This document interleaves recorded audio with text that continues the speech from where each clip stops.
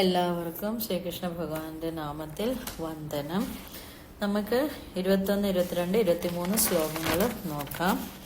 അപ്പൊ 21ാമത്തെ ശ്ലോകം, വേദാവിനാശിനം നിത്യം യേനമജമവ്യയം കഥം സഃ പുരുഷഃ പാർത്ഥ കം ഘാതയതി ഹന്തികം.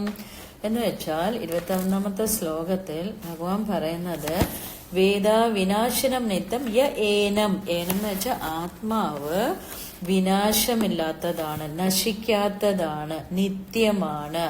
അജം എന്ന് വെച്ചാൽ ജനിക്കാത്തതാണ്. അതുപോലെ അവ്യയം എന്ന് വെച്ചാൽ വൃദ്ധിക്ഷയങ്ങൾ ഇല്ലാത്തത്, ക്ഷയിക്കുകയും ചെയ്യത്തില്ല, വൃദ്ധി ഉണ്ടാക്കത്തില്ല. ഇപ്പം ഒരു എക്സാമ്പിൾ ആയിട്ട് പറഞ്ഞാൽ ചന്ദ്രന്റെ കലകൾക്ക് വൃദ്ധിയുണ്ട്, ക്ഷയമുണ്ട്, അല്ലെ? ഇന്നലെ പൗർണമിയായിരുന്നു. അപ്പൊ ഇന്ന് തൊട്ട് പൗർണമി എന്ന് വെച്ചാൽ ഫുൾ മൂൺ ആയിരുന്നു. അപ്പൊ ഇന്നേ തൊട്ട് ഇനി ചന്ദ്രന്റെ കലകൾ ചെറുതായി വന്ന് 14 ദിവസം കഴിഞ്ഞ് 15ാമത്തെ ദിവസം അമാവാസി നോ മൂണായിട്ട് മാറുന്നു, അല്ലെ? പിന്നെയും അപ്പൊ ക്ഷയിച്ചു പോവുക. അത് കഴിഞ്ഞ് പിന്നെയും വൃദ്ധിയാവുക. അപ്പൊ അടുത്ത അമാവാസ്യ കഴിഞ്ഞ് പിന്നെ ഒരു 14 ദിവസം കൊണ്ട് ചന്ദ്രന്റെ കലകൾ വലുതായി അവസാനം പൗർണമി ഫുൾ മൂണായിട്ട് മാറുന്നു. അപ്പൊ ചന്ദ്രന് വൃദ്ധിയും ക്ഷയവും ഉണ്ട്, പക്ഷെ ആത്മാവിന് അതില്ല. അതാണ് വൃദ്ധിയും ക്ഷയവും ഇല്ലാത്തതാണ്. അതാണ് അവ്യയം എന്ന് പറയുന്നത് തന്നെ. അപ്പൊ ഇതെല്ലാം ക്വാളിറ്റീസ് ആണ് ആത്മാവിനെ കുറിച്ച് പറയുന്നത്. കഥം സ പുരുഷ പാർത്ഥ, അങ്ങനെ ഏത് പുരുഷനാണോ ഏത് വ്യക്തിയാണോ അതറിയുന്ന പാർത്ഥ എന്ന് വെച്ചാ ആത്മാവിനെ കൊല്ലാനോ പറ്റത്തില്ലെന്ന് ആരാണോ അറിയുന്നത്, ഇതെല്ലാം മനസ്സിലാക്കിയ വ്യക്തി അത് എങ്ങനെ കൊല്ലിക്കും അല്ലെങ്കിൽ എങ്ങനെ കൊല്ലും എന്നാണ് ഭഗവാൻ ഇവിടെ പറയുന്നത്, ഈ ശ്ലോകത്തിൽ പറയുന്നത്. എന്താന്ന് വെച്ചാൽ നാളെ മാറി പറയാമല്ലോ. അതുവേ ആരെങ്കിലും പറയുക കൃഷ്ണൻ അർജുനനെ കൊണ്ട് കൗരവന്മാരെ കൊല്ലിച്ചു എന്ന് പറയാൻ പറ്റുമോ? അല്ലെ? ആത്മാവിന് ഒന്നും സംഭവിക്കുന്നില്ല, ശരീരത്തിന് മാത്രമേ ഉള്ളൂ നാശം സംഭവിക്കുന്നത്. അപ്പൊ ആത്മാവ് വാസ്തവത്തിൽ അതിനെ കാണാൻ പറ്റത്തില്ല, അത് അദൃശ്യമാണ്. അതുകൊണ്ട് തന്നെ നമുക്ക് അറിയാനും പറ്റത്തില്ല. അപ്പൊ നാശമില്ലാത്ത ആത്മാവിനെ കൊല്ലിക്കുവാനോ ആർക്കെങ്കിലും പറ്റുമോ? പറ്റത്തില്ല. അപ്പൊ അതാണ് ഇവിടെ ഭഗവാൻ പറയുന്നത്. അപ്പൊ കൗരവന്മാരെ അർജുനനെ കൊണ്ട് കൃഷ്ണൻ കൊല്ലിച്ചെന്ന് പറയാൻ പറ്റുമോ? ആ ഒരു ആരോപണവും പറയാൻ പറ്റത്തില്ല. അപ്പൊ അവർക്കുള്ള മറുപടിയാണ് ഭഗവാൻ ഈ ഉപദേശം ഈ ഒരു ശ്ലോകത്തിൽ കൂടി പറയുന്നത്. ആർക്കും അവരവർക്കും പറ്റത്തില്ല, മറ്റൊരാൾക്കും പറ്റത്തില്ല ആത്മാവിനെ കൊല്ലാന്.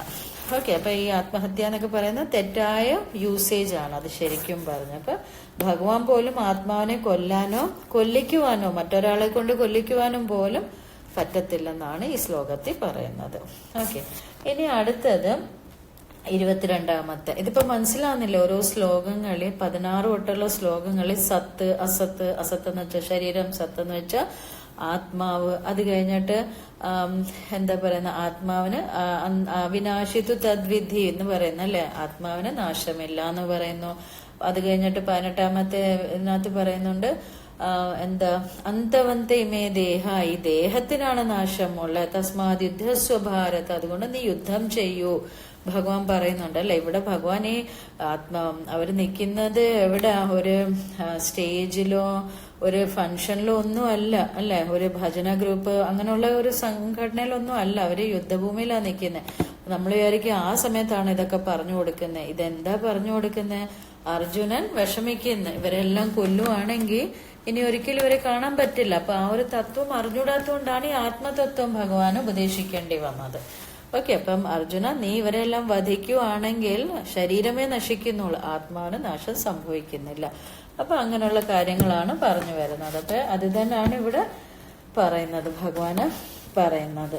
ഓക്കെ, അപ്പം ആത്മാവിനെ ആർക്കും കൊല്ലാനും പറ്റത്തില്ല, മറ്റൊരാളെ കൊണ്ട് കൊല്ലിക്കാനും പറ്റത്തില്ല. പിന്നെ ആത്മാവിന്റെ ക്വാളിറ്റീസ് ആണ്, അത് നാശമില്ലാത്തതാണ്, നിത്യനാണ്, അജം എന്ന് വെച്ചാൽ ജനിക്കാത്തത്, ജനനമില്ലാത്തതാണ്, അവ്യയം, ക്ഷയം, വൃദ്ധിക്ഷയങ്ങൾ ഇല്ലാത്തതാണ്. അങ്ങനെയുള്ള ആത്മാവിനെ ആർക്കും കൊല്ലാനോ കൊല്ലിക്കാനോ പറ്റില്ല.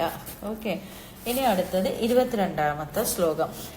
വാസാംസി ജീർണാനി യഥാ വിഹായ നവാനി ഗൃഹണാതി നരോപരാണി തഥാ ശരീരാണി വിഹായ ജീർണാനി അന്യാനി സംയാതി നവാനി ദേഹി. അടുത്ത ക്വാളിറ്റിയാണ് പറയുന്നത്, ആത്മാവിനെ കുറിച്ച് തന്നെയാണ് ഇതും. അപ്പൊ പറയുന്ന നരോപരാണി, നരെന്ന് വെച്ചാൽ മനുഷ്യൻ, വാസാംസി ജീർണാനി യഥാവിഹായ, എങ്ങനെയാണോ ഒരു മനുഷ്യൻ ഈ വാസാംസി എന്ന് വെച്ചാൽ വസ്ത്രങ്ങള്, ഡ്രസ്സ് ജീർണിക്കുമ്പോൾ, പഴകുമ്പോൾ, യഥ എങ്ങനെയാണോ ഉപേക്ഷിക്കുന്നത് എന്ന് വെച്ചാൽ വസ്ത്രം, പഴകിയ വസ്ത്രം എങ്ങനെയാണോ മനുഷ്യർ ഉപേക്ഷിക്കുന്നത്, നവാനി ഗൃഹണാതി നരോപരാണി, നവാനി പുതിയത് സ്വീകരിക്കുന്നു അല്ലെ. അപ്പം വസ്ത്രങ്ങൾ പഴകുമ്പോൾ നമ്മൾ ഉപേക്ഷിച്ചിട്ട് എങ്ങനെയാണ് പുതിയ വസ്ത്രങ്ങൾ സ്വീകരിക്കുന്നത്, തഥ അതുപോലെ ശരീരാണി വിഹായ ജീർണാനി, ശരീരവും ജീർണിക്കുമ്പോൾ, അന്യാനി സംയാതി നവാനി ദേഹി, ദേഹി എന്ന് വെച്ചാൽ ആത്മാവ്. 13ാമത്തെ ശ്ലോകത്തിൽ വന്നല്ലോ, ദേഹി നോസ്മേനിയഥാ ദേഹേ കൗമാരം യൗവനം ജര എന്ന് വെച്ചാൽ ദേഹി എങ്ങനെയാണോ ഈ ദേഹത്തിൽ, കൗമാരം യൗവനം ജര ആ ഒരു സ്റ്റേജസ് ആയിട്ട് പോകുന്നത്. അപ്പൊ ഇവിടെ ദേഹി എന്ന് വെച്ചാൽ ആത്മാവ്. അപ്പം ആത്മാവും അതുപോലെ തന്നെ ഈ ശരീരം ജീർണിക്കുമ്പോൾ ഇത് ഉപേക്ഷിച്ചിട്ട് പുതിയ ശരീരം സ്വീകരിക്കുന്നു. ഇപ്പൊ ഒരു മരണസമയത്ത് ആൾക്കാർ ഭയങ്കര കരച്ചിലും ബഹളവും ഒക്കെ നടക്കുമ്പോൾ നമുക്കിത് പറഞ്ഞു കൊടുക്കാൻ പറ്റും. പൊതുവെ പ്രായമുള്ള ആൾക്കാരാണെങ്കിൽ അവർ പറയും ഈ ശരീരം ഉപേക്ഷിച്ച് ആത്മാവ് പുതിയൊരു ശരീരം സ്വീകരിക്കുന്നു, അത്രയേ ഉള്ളു അല്ലെ. അപ്പൊ മരിച്ചു കഴിഞ്ഞാൽ ബന്ധുജനങ്ങളൊക്കെ ഭയങ്കരമായിട്ട് ബഹളവും കരച്ചിലും വിഷമവും ആകുമ്പോ ഈ ശ്ലോകം പറഞ്ഞു തന്നാൽ മതി. ഇത് ശരിക്കും പറഞ്ഞ ആർട്ട് ഓഫ് ഡൈയിങ് അല്ലെ. ഭഗവാൻ നന്നായിട്ട് മരണം പോലും അതൊരു കല പോലെ ഭഗവാൻ ഈ ശ്ലോകത്തിൽ കൂടി നമുക്ക് പറഞ്ഞു തരുന്നത്. ഓക്കെ, അപ്പം പുതിയ വസ്ത്രങ്ങൾ ധരിക്കുമ്പോൾ പഴയതിനെ കുറിച്ച് നമ്മൾ ഓർക്കുവോ? ഓർക്കത്തില്ലല്ലോ അല്ലെ, ചിന്തിക്കത്ത് പോലും ഇല്ല. നമ്മളെയൊക്കെ അയ്യോ അത് നല്ലയായിരുന്നു, അത് അങ്ങനെ ഒന്നും ചിന്തിക്കുന്നില്ലല്ലോ. അപ്പൊ അത് മനസ്സിനെ അലട്ടുന്നു ഒന്നുമില്ലല്ലോ. അപ്പൊ അതേസമയം തന്നെ പുതിയത് നമുക്ക് കിട്ടുമ്പോൾ നമ്മൾ നല്ല ഉന്മേഷവാനാവും അല്ലെ, നല്ല സ്മാർട്ടായും നല്ല ഒരു boost is the secret of my energy എന്ന് പറയുന്ന തൊട്ട് നമ്മൾ ഒന്നുകൂടെ ആക്റ്റീവായാണ് ചെയ്യുന്നത് അല്ലെ. അപ്പം ഇവിടെ എന്താണെന്ന് വെച്ചാൽ കർമ്മഫലങ്ങൾ അനുഭവിക്കാൻ ഈ ശരീരം പോരാന്ന് വരുമ്പോഴാണ് ആ ദേഹി ആത്മാവ് അല്ലെ സത്ത് ഈ ശരീരം ഉപേക്ഷിച്ച് വേറെ ഒരു ശരീരം സ്വീകരിക്കുന്നത്. അപ്പൊ അതാണ് ഭാവിയിൽ കർമ്മഫലം അനുഭവിക്കേണ്ടവെങ്കിൽ ഇപ്പോഴത്തെ ഈ ശരീരം ഓക്കെ അല്ല, പറ്റത്തില്ല. അതിന് ഇപ്പം ശൈശവമോ അല്ലെങ്കിൽ കൗമാരമോ യൗവനം വാർദ്ധക്യം അതൊന്നും ഒരു പ്രശ്നമേ അല്ല.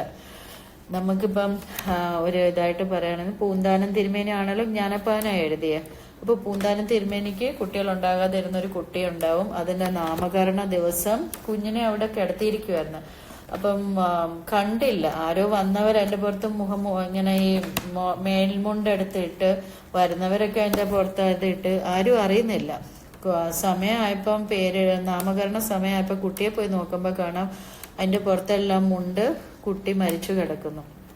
ഓക്കെ, അപ്പൊ അതിന് അത്രയോ ഉള്ളായിരുന്നു അതിന്റെ കാലാവധി. ജസ്റ്റ് അതൊന്ന് വന്ന് ജനിച്ചു പോയി, അത്രയേ ഉള്ളു. അതുപോലെ എത്രയോ ആണ് അല്ലെ. പ്രായമായിട്ടേ ശരീരം വിടാവുള്ളു, ജീർണിക്കുന്നല്ല, അങ്ങനെയല്ല. നമ്മളുടെ കർമ്മഫലങ്ങള് ഒരു ശരീരം എത്ര കാലാവധി വരെയാണോ അതനുസരിച്ച് ഇനിയുള്ള കർമ്മഫലങ്ങൾ അനുഭവിക്കാൻ ഈ ശരീരം പോരാന്ന് വിചാരിച്ചാൽ ഈ ശരീരം ആത്മാവ് ഈ ശരീരം ഉപേക്ഷിച്ചിട്ട് അടുത്ത ശരീരം സ്വീകരിക്കുകയാണ് ചെയ്യുന്നത്. അപ്പൊ അതാണ് ഇവിടെ പറയുന്നത്. ഇപ്പം വേറെ ഒരു എക്സാമ്പിൾ ആയിട്ട് പറയുകയാണെങ്കിൽ നമ്മളൊരു കാറ് മേടിക്കും അല്ലെ. ആ കാറ് മേടിച്ച് ആദ്യം വാങ്ങിയ കാർ ഇപ്പൊ പഴകണമെന്നില്ലല്ലോ. നമുക്കിപ്പോ നല്ല കാശുണ്ട് അല്ലെങ്കിൽ ഇത് പോരാ, വേറെ ഒരെണ്ണം നല്ല പുതിയ ബ്രാൻഡൊക്കെ പുതിയ ഇതൊക്കെ വന്നെന്ന് കാണുമ്പോ അത് മേടിക്കും അല്ലെ. അത് മേടിച്ച് ചിലപ്പം എന്തെങ്കിലും മെക്കാനിക്കൽ ഇഷ്യൂസ് അങ്ങനെയൊക്കെ ഉള്ളപ്പോ നമ്മൾ മാറ്റും. അല്ലെങ്കിൽ പുതിയ ഒരെണ്ണം കിട്ടുമ്പോ ആ ഒരു ഇത് കിട്ടുമ്പോ നമ്മൾ പഴയതിനെ കുറിച്ച് ഓർത്ത് വിഷമിക്കത്തും ഒന്നും ഇല്ലല്ലോ അല്ലെ. അപ്പൊ അതുപോലെ തന്നെ ഈ ഒരു ശരീരം ആത്മാവ് പിന്നെ ഇതൊന്ന് വിട്ടിട്ട് അടുത്തതിനകത്തോട്ടങ്ങ് പോയാണ് ചെയ്യുന്നത്. ഇപ്പം വേറെ ഒരു ഇത് പറയുകയാണെങ്കിൽ കർമ്മഫല സിദ്ധാന്തം അനുസരിച്ച് പറയാനാണെങ്കിൽ എന്താ പറയുന്ന ഒരു കുഞ്ഞ് ജനിച്ചാൽ തന്നെ ആ കുട്ടി കരയുമ്പോ അമ്മ പാല് കൊടുക്കും അല്ലെ. അത് പഠിച്ച് അമ്മ പഠിപ്പിക്കുന്നു ഒന്നുമില്ല, ജസ്റ്റ് അത് കുഞ്ഞിന് പാല് കൊടുക്കും, അത് സക്ക് ചെയ്യാനും അങ്ങ് തുടങ്ങും. അതെങ്ങനാ? അത് മുജ്ജന്മങ്ങളിൽ പല ജന്മങ്ങളിലായിട്ട് അതിങ്ങനെ കുടിച്ചു വന്നതാണ്. അപ്പൊ അതിന് ആ സ്മരണയുണ്ട്. കുഞ്ഞു കരയുന്ന നമ്മൾ പറഞ്ഞതാ ഇതിനു മുമ്പുള്ള ശ്ലോകങ്ങളിൽ പറഞ്ഞല്ലേ, കുട്ടി കരയും, ന്യൂ ബോൺ ബേബീസ് ആയിട്ട് ഇരിക്കുമ്പോ കുട്ടി ഇങ്ങനെ ചിരിക്കും, ഉറക്കത്തിൽ കിടന്ന് വിങ്ങും, ഉറക്കത്തിൽ ചിരിക്കുകയും കരയും എല്ലാം വരുന്നുണ്ട്, ഭാവവ്യത്യാസങ്ങൾ വരുന്നു. അതെന്താ? അത് മുജ്ജന്മ സ്മരണകളാണ് ആ ഒരു ഇതുമായിട്ട് വരുന്നത്. അത് വിട്ടിട്ടില്ല. അപ്പൊ അതുപോലെ തന്നെയാണ് കുട്ടി പാല് കുടിക്കുന്ന ആയാലും എത്രയോ ജന്മങ്ങൾ അതിങ്ങനെ കുടിച്ചു വന്നത്. അപ്പൊ ആ സ്മരണ അതിനുള്ളോണ്ടാണ് ആ ഒരു വരുന്നത്. അപ്പൊ ഈ ഒരു ശ്ലോകം ഇതാണ്. മനസ്സിലായെന്ന് തോന്നുന്നു അല്ലെ? ഓക്കെ. അപ്പൊ ഈ പഴകിയ ശരീരം, നമ്മുടെ പുതിയ ഡ്രസ്സ് പഴകുമ്പോ അത് ഉപേക്ഷിച്ച് പുതിയത് എങ്ങനെയാണോ ഇടുന്നത്, അതുപോലെ തന്നെയാണ് ആത്മാവ്. ഈ ശരീരം ജീർണിക്കുമ്പോൾ ഇത് ഉപേക്ഷിച്ചിട്ട് പുതിയ ശരീരം, നവാനി അന്യാനി സംയാതി നവാനി ദേഹി, പുതിയതിനെ സ്വീകരിക്കുന്നു. അത് എന്തുകൊണ്ടാന്ന് വെച്ചാൽ ഈ ശരീരം കൊണ്ട് കർമ്മഫലങ്ങൾ അനുഭവിക്കാൻ ഇനിയുള്ളത് പോരാ. അപ്പൊ ഈ ശരീരം ഉപേക്ഷിക്കുകയാണ് ചെയ്യുന്നത്. അതിന് വാർദ്ധക്യം ആകണമെന്നൊന്നുമില്ല, ഓരോ ഏജ് ലിമിറ്റ് ഉണ്ട്. ആ കർമ്മഫലം അനുസരിച്ച് നമ്മളെല്ലാവരും പല കർമ്മങ്ങൾ ചെയ്തവരാ. നമ്മുടെ എല്ലാവരുടെയും, അച്ഛനായാലും അമ്മയായാലും ഭാര്യ ഭർത്താവ് മക്കള് സഹോദരങ്ങൾ എല്ലാം ഇൻഡിപെൻഡന്റ്. അവരവർ ചെയ്യുന്നതിന് അവരവർക്ക് കിട്ടുന്നു, അല്ലാതെ അതിനാരും റെസ്പോൺസിബിൾ അല്ല. രാമായണത്തിൽ തന്നെ അറിയാവല്ലോ, കഥ അറിയാവല്ലോ. രത്നാകരൻ എന്ന കാട്ടാളൻ എങ്ങനെ വാൽമീകി മഹർഷി ആയതല്ലേ. രത്നാകരൻ എല്ലാരെയും ആൾക്കാരെയൊക്കെ ഇങ്ങനെ ആക്രമിച്ച് അവരുടെ ധനമൊക്കെ കൊണ്ടുപോയാണ് ഭാര്യയും മക്കളെ ശുശ്രൂഷിച്ചുകൊണ്ടിരുന്നത്. അങ്ങനെ ഇരിക്കുമ്പോഴാണ് സപ്തഋഷികൾ വരും. സപ്തഋഷികൾ വരുമ്പോൾ പറയും, അവരുടെ ഇതുപോലെ ആക്രമിക്കുമ്പോൾ പറയും, നീ ചെയ്യുന്നതൊക്കെ വളരെ തെറ്റാണ്, ഇത് ആർക്കുടെ വയ്ക്കില്ല. അപ്പൊ പറയും, എന്റെ മക്കളെയും ഭാര്യയും ഒക്കെ സംരക്ഷിക്കാണ്. അപ്പൊ അവരോട് പോയി ചോദിയിരുന്നു, നീ ചെയ്യുന്നത് കുഴപ്പമാ, അത് അവര് ഭുജിക്കുമോ എന്ന് ചോദിക്കാൻ പറയും. അങ്ങനെ പോയി ചോദിച്ചിട്ട് വരുമ്പോഴാണ് ഭാര്യ പറയുന്ന ഒരു സെന്റൻസ്. അത് നമ്മൾ പിന്നീട് ഒരു 17th സെഞ്ചുറിയിലൊക്കെ ഉണ്ടല്ലേ ഗ്രാവിറ്റേഷൻ, ഇത് ഐസക് ന്യൂട്ടൻ ഒക്കെ കണ്ടുപിടിച്ചത് അല്ലേ. ന്യൂട്ടൺസ് ലോ ഇതിനകത്തൊക്കെ വരുന്നത്, for every action there is an equal and opposite reaction എന്ന്. അത് തന്നെയാണ് രത്നാകരന്റെ ഭാര്യയുടെ പേര് പറയുന്നില്ല. രത്നാകരന്റെ ഭാര്യ പറയുന്നുണ്ട്, താൻ ചെയ്യുന്ന കർമ്മത്തിന്റെ ഫലം താൻ അനുഭവിച്ചിടേ വരും എന്നൊക്കെ പറയുന്നുണ്ടല്ലോ. അപ്പൊ അവനവൻ ചെയ്യുന്നത് അവനവന് തന്നെ വരുന്നു. അപ്പൊ അതുകൊണ്ടാണ് നമ്മൾ ആരും ഒരുമിച്ച് ജനിക്കുന്നില്ല, ഒരുമിച്ച് പോകുന്നുമില്ല. ഓരോ പേര് നമ്മളെല്ലാം ട്രെയിനിൽ യാത്ര ചെയ്യുന്നവരാ. ഓരോ സ്റ്റേഷൻ വരുമ്പോൾ ഓരോ പേര് ഇറങ്ങിപ്പോവും. അവരവരുടെ കർമ്മഫലങ്ങൾ അനുസരിച്ചാണ് ഓരോ കാര്യങ്ങൾ. അപ്പൊ അവിടെ അത് കഴിയുമ്പോഴാണല്ലോ രത്നാകരൻ പോയിട്ട് പറയും സപ്തഋഷികളോട്, എന്റെ ഭാര്യ ഇങ്ങനെയാണ് പറഞ്ഞത്. അപ്പൊ പറയും, എനിക്ക് ഇതിനകത്ത് നിന്ന് രക്ഷപ്പെടണം, ഞാൻ എന്ത് ചെയ്യണം? അപ്പോഴാണ് അവര് രാമ എന്ന് പറഞ്ഞിട്ട് രാമ കിട്ടത്തില്ല, മരാമര എന്ന് വെച്ചാൽ എല്ലാരെയും മാർക്കർ എന്ന് വെച്ചാൽ അടിച്ചും ഇത് ചെയ്തല്ലേ ഓരോന്നും ആക്രമിച്ചുകൊണ്ടിരുന്നത്. അപ്പൊ ആ ഒരു വേർഡാണ് വരുന്നത്. പക്ഷെ അത് മരാമര മാറി രാമ ആയിട്ട് മാറി അല്ലെ. അപ്പൊ ആ നാമജപം കൊണ്ട് ഒരു കാട്ടാളനായ രത്നാകരൻ ആ നാമജപം കൊണ്ട് വാൽമീകി മഹർഷിയായി മാറി. അത് തന്നെ ഒരു പരിണാമമാണ് അല്ലെ, ചേഞ്ച് ആണ്. അപ്പം അതുപോലെ കർമ്മഫലങ്ങളാണ് ഓരോന്ന്. അപ്പൊ നമ്മളെല്ലാം നമ്മളുടെ കർമ്മഫലങ്ങൾ അനുസരിച്ചാണ് നമ്മൾ ഓരോ പേർക്കും ഓരോ കാലാവധി തന്നെ വന്നിരിക്കുന്നത്. ആരെപ്പോ പോകുന്നൊന്നും ആർക്കും അറിയത്തില്ല. അപ്പം മനസ്സിലായല്ലോ ഈ ഒരു ശ്ലോകം. അപ്പൊ നമ്മുടെ ഒരു സനാതന ധർമ്മ സിദ്ധാന്തം തന്നെ പുനർജന്മം, പൂർവജന്മം, ആ ഒരു ഇതാണ് സനാതന ധർമ്മത്തിന്റെ അകത്തേ ഉള്ളു അങ്ങനെ ഒരു ഇത് പറയുന്ന തന്നെ. വ്യക്തികളുടെ ആ ഒരു കർമ്മഫലം ആശ്രയിച്ചാണ് എല്ലാം തന്നെ വരുന്നത്. ഓക്കെ. അപ്പൊ ഇവിടെ അതാണ് ഭഗവാൻ പറയുന്നത്. അപ്പൊ വ്യക്തി എന്നാൽ ശരീരം. പിന്നെ മാത്രമല്ല ഇവിടെ നമ്മൾ മനസ്സിലാക്കേണ്ട വേറെ ആരാണെന്ന്, നമ്മൾ ആരാണെന്ന് ചോദിച്ചാൽ നമ്മൾ ശരീരമല്ല, നമ്മൾ ആത്മാവാണ്. അതും കൂടെ മനസ്സിലാക്കണം. നമ്മൾ ആത്മാവാണ്, അല്ലാതെ ശരീരമല്ല. നമ്മളുടെ ഓരോ പേരുകൾ അതല്ല. ശരിക്കും ശരീരമാ. ആ ഒരു ബോധം നമുക്ക് വരണം.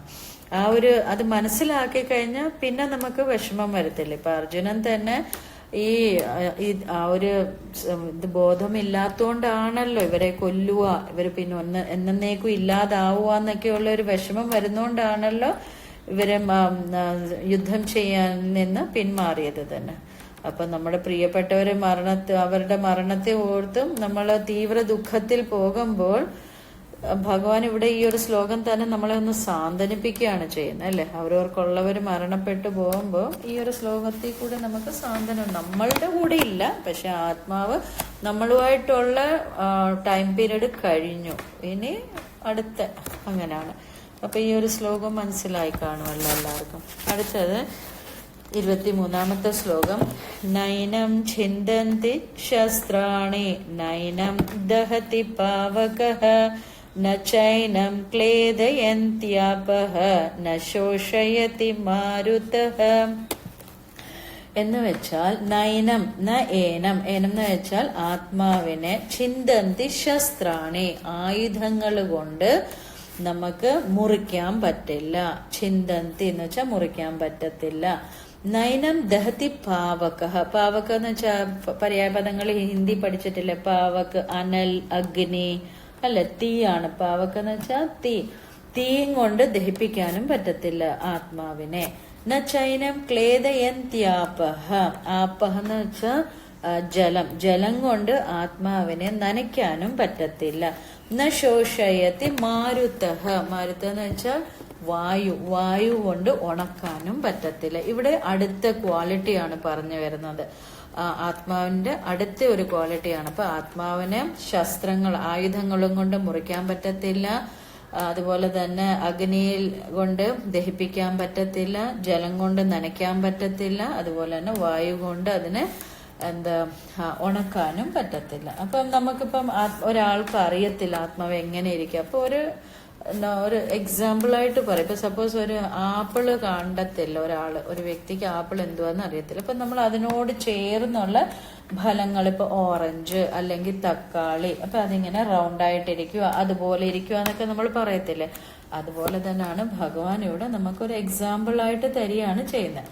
ഇത് അദൃശ്യമാണ്, ആത്മാവിനെ നമുക്ക് കാണാൻ പറ്റത്തില്ല. അപ്പൊ അങ്ങനെയുള്ള ആത്മാവിന് ആയുധങ്ങൾ കൊണ്ട് മുറിക്കാൻ പറ്റത്തില്ല. ആയുധം കൊണ്ട് നമുക്കിപ്പോ മരമൊക്കെ മുറിക്കാം അല്ലെ, എന്നാൽ അഗ്നിയോ വായുവിനെയോ അല്ലെ നമ്മുടെ മനസ്സിനെ മുറിക്കാൻ പറ്റുമോ ആയുധം കൊണ്ട്? പറ്റത്തില്ല അല്ലെ. അതുപോലെ തന്നെയാണ് ആത്മാവിനെയും ആയുധങ്ങളും കൊണ്ട് മുറിക്കാൻ പറ്റത്തില്ല. അതുപോലെ തന്നെ അടുത്ത എന്തുവായിരുന്നു? അഗ്നി, അഗ്നി കൊണ്ട് ആത്മാവിനെ ദഹിപ്പിക്കാൻ പറ്റത്തില്ല. ഒരു വ്യക്തി മരിക്കുമ്പോൾ തന്നെ ആ വ്യക്തിയിൽ നമ്മളിൽ സത്തും അസത്തും ഉണ്ടല്ലേ. ഒരു വ്യക്തി മരിക്കുമ്പോൾ ചിതയിൽ ഇത് ചെയ്യുവാണല്ലോ, അപ്പം ആത്മാവ് നനയുന്നുണ്ടോ? ഇല്ലല്ലോ. അല്ല, ദഹിച്ചു പോകുന്നുണ്ടോ? ഇല്ല. ശരീരമാണ് ദഹിച്ചു പോകുന്നത്.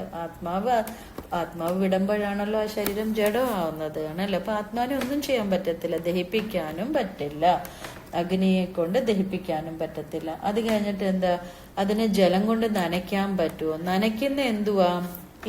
ഇങ്ങനെ ഹോൾസ് ഉള്ളതിനല്ലേക്കേ ഉള്ളു നനയുന്നത് അല്ലെ. ഇപ്പം ഒരു സ്പോഞ്ച് അല്ലെ, നമ്മുടെ തുണികള്, അത് ആത്മാവ് അങ്ങനെയുള്ള ഒന്നുമല്ല. അപ്പൊ ആത്മാവിനെ നനയ്ക്കാനും പറ്റത്തില്ല.